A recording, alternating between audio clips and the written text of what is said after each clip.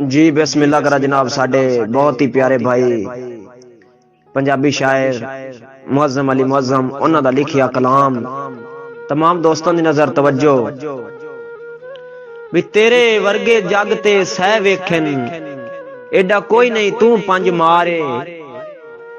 पता लग सी खरियां खोटियां दा जदों औसे पेड़ विच कारे।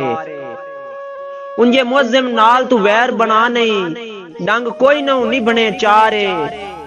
तेरी सारी आकड़ लै वैसी जदों ढासे मुंह दे बारे। साडे दिल विच अली मौला वसदे नी लावा नारा ते मुनकर नसदे नी लावा नारा ते मुनकर नसदे नी। साडे दिल विच अली मौला वसदे नी साडे दिल विच अली मौला वसदे नी लावा नारा ते मुनकर नसदे नी लावा नारा ते मुनकर नसदे नी। साडे दिल विच